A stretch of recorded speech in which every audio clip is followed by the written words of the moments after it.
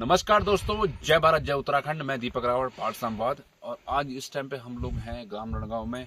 आज गुरु गोरख जी का जो भंडारा था और प्राण प्रतिष्ठा जो मूर्ति स्थापना था वो कार्यक्रम संपन्न हुआ। और इसी बीच हमारे बीच श्री महिपाल सिंह रावत जी हैं जो ग्राम रणगांव से मूल निवासी है। साथ साथ में मदर संघ के अंदर वाइस प्रेसिडेंट है और गाँव के लगातार वो हमेशा प्रयास करते रहते हैं और गाँव के हमेशा जो नेक कार्य के लिए अपने आप से एक लगातार प्रयास करते हैं किस तरह गांव के अंदर विकास के नए नए साधन जुड़े। साथ साथ में युवा है उनको एक प्रेरणा स्रोत हमेशा लोगों के बीच रहते हैं। तो वही जानते हैं महिपाल सिंह रावत जी से कि आज का कार्यक्रम कैसा रहा और जो पूरी व्यवस्था थी कार्यक्रम की रूपरेखा थी उसके बारे में। आपका बहुत बहुत स्वागत है महिपाल सिंह दीपक। थैंक्स, आपने जो है हमें मौका दिया बोलने का जी। और ये आपसे जो है इंटरव्यू मेरा पहली बार हो रहा है और पहले तो आपको भी और आपके चैनल पे बहुत बहुत बधाई।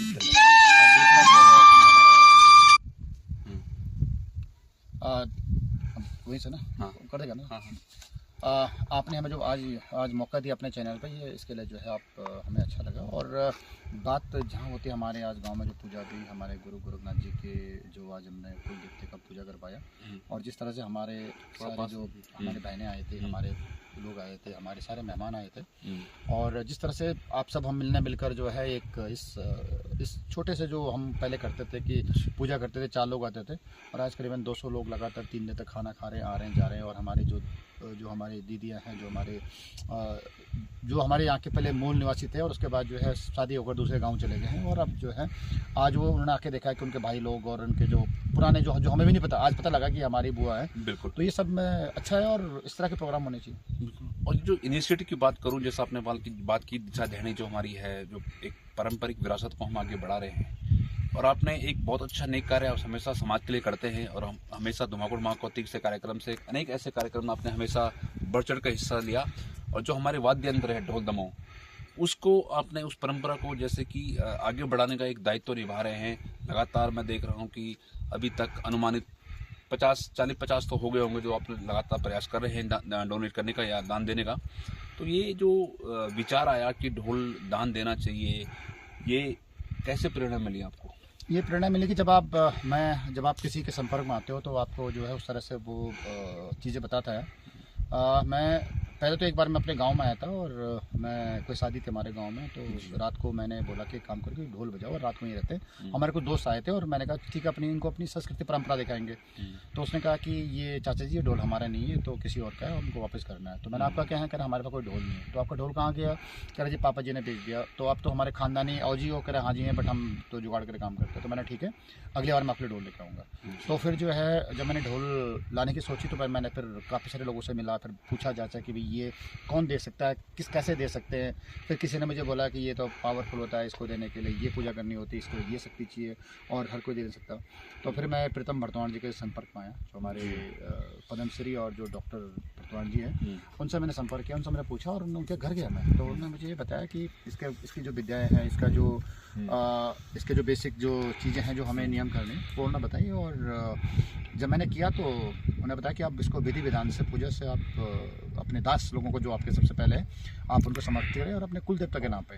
तो 2 चीज़ें हो गई, एक तो उनकी अर्निंग हो गई, दूसरा जो है एक अपने कल्चर को जो है सपोर्ट मिलेगा और तीसरा जो हमारे जो ये लीजेंड इंस्ट्रूमेंट बहुत पुराने हो चुके हैं, ये इनको नया वो मिलेगा। बिल्कुल, बहुत सुंदर आपके विचार हैं महिपाल सिंह रावत जी। और जिस तरह से गुरु गोरख जी का मंदिर स्थापना मूर्ति प्राण प्रतिष्ठा लेकर जो पूरी रूपरेखा थी वो आप ही के सानिध्य में लोगों ने बिल्कुल एक सच्चे भाव से कार्य को संपन्न किया। क्या कहेंगे इस कार्यक्रम के बारे में? इस कार्यक्रम में सबसे अच्छी चीज़ तो यह है कि देखो आज हमारा पूरा एक मंदिर बन चुका है। आज आपने देखा होगा कि हमारे जो गुरु गोरखनाथ के जो हमारे जो नाथ समुदाय जो है हमारा ये समुदाय है और हम सब लोग उसी समुदाय के जो है लोग हैं।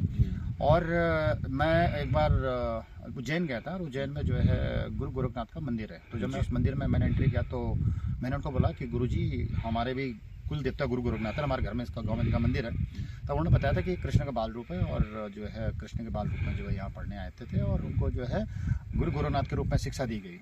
तो ये तब मुझे पता लगा और उन्होंने बोला कि आप जब भी घर में पूजा करते हो तो जो नाथ समुदाय आप उनको घर में बुलाइए और उनकी सेवा कीजिए, वही आपके गुरु हैं।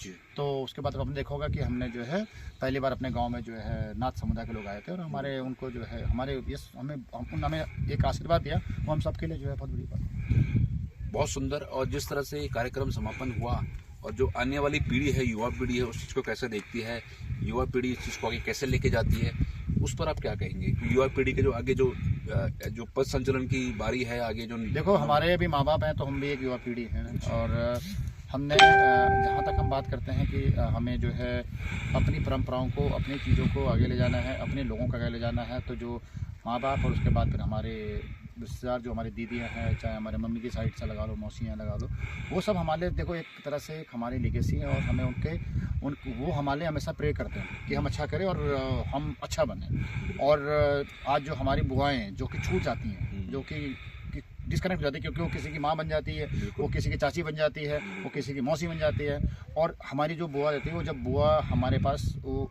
हमसे डिस्कनेक्ट हो जाती है, लेकिन जब वो कनेक्ट होती है तो कहीं ना कहीं से जो हमारे दादी दादा हैं जिन्होंने हमारे लिए मेहनत की है, जो आज एक्चुअल जो घर में मैं रह रहा हूँ वो घर मेरे दादी मेरे दादा ने बनाया। मेरे दादा और मेरी बुआ ने बोला कि इस घर की लकड़ी मैं लाई थी, ठीक है। अगर आज हमने उनको बुला के अपने घर में उनको खुश कर दिया और वो अगर आज हमारे साथ है ना, तो इससे बड़ा यही हमारे बलिदान है। बहुत बहुत सुंदर महिपाल रावत जी, आपने समय दिया पार संवाद से बात करने के लिए और हम समस्त रणगांव वासियों को बहुत शुभकामनाएं देते हैं कि उन्होंने एक भव्य कार्यक्रम आज गुरु ग्रंथ जी की मंदिर की स्थापना, साथ में मूर्ति स्थापना कार्यक्रम किया। समस्त ग्रामवासियों को बहुत बहुत शुभकामनाएं। पार संवाद के लिए बहुत बहुत धन्यवाद। महिपाल रावत जी टाइम दिया, उनसे बातचीत करी, इसके लिए मैं उनका आभारी हूँ। आप देख रहे थे पार संवाद। धन्यवाद। जय भारत, जय उत्तराखंड।